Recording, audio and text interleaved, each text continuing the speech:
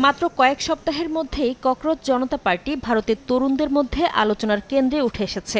একটি বিতর্কিত মন্তব্যকে ব্যঙ্গ করে শুরু হওয়া এই আন্দোলন প্রথমে সামাজিক যোগাযোগ মাধ্যমে ছড়িয়ে পড়ে। পরে বেকারত্ব, পরীক্ষায় অনিয়ম এবং শিক্ষা ব্যবস্থার সংকট নিয়ে ক্ষোভকে পুঁজি করে রূপ নেয় বড় এক যুব প্ল্যাটফর্মে।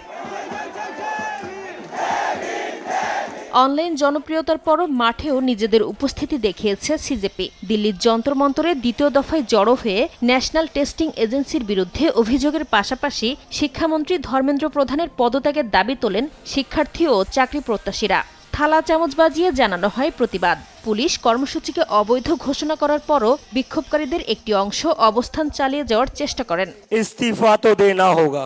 পরীক্ষা ও নিয়োগ সংক্রান্ত অনিয়মের প্রতিবাদ দিয়ে শুরু হলেও এখন ককরোচ জনতা পার্টির আন্দোলন বেকারত্ব, শিক্ষা ব্যবস্থা ও তরুণদের ভবিষ্যতের মতো বৃহত্তর ইস্যুতে বিস্তৃত হয়েছে। তবে মূল দাবি পূরণ না হলে এই আন্দোলন কতটা টিকে থাকবে তা নিয়েও বড় প্রশ্ন রয়ে গেছে।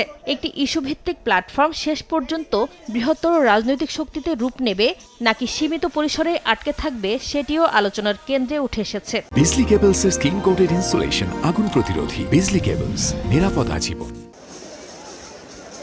বিশ্লেষকদের মতে শুধু সামাজিক যোগাযোগ মাধ্যমে জনপ্রিয়তা দিয়ে দীর্ঘমেয়াদে আন্দোলন ধরে রাখা কঠিন। সেই হিসেবে সিজেপির সামনে এখন কয়েকটি পথ খোলা আছে। চাপ তৈরির সামাজিক আন্দোলন হিসেবে থাকা অথবা ভবিষ্যতে রাজনৈতিক সংগঠনের রূপ নেয়া, যা নতুন এই প্ল্যাটফর্মের সবচেয়ে বড় পরীক্ষা বলে মনে করছেন তারা। তবে নির্বাচনী রাজনীতিতে যেতে হলে প্রয়োজন প্রার্থী, অর্থ, নেতৃত্ব ও শক্তিশালী মাঠ পর্যায়ের সংগঠন। অভিজিৎ দীপকের নেতৃত্ব এই আন্দোলনকে জনপ্রিয়তা দিয়েছে, কিন্তু একই সঙ্গে প্রশ্নও তৈরি হয়েছে, সিজেপি কি একজন নেতাকে ছাড়িয়ে একটি শক্তিশালী সংগঠনে পরিণত হতে পারবে? অনেকের মতে দাবি পূরণ না হলে সমর্থকদের আগ্রহ ধরে রাখাই হবে সংগঠনটির সবচেয়ে বড় চ্যালেঞ্জ। নাসরিন রুমি, সময় সংবাদ।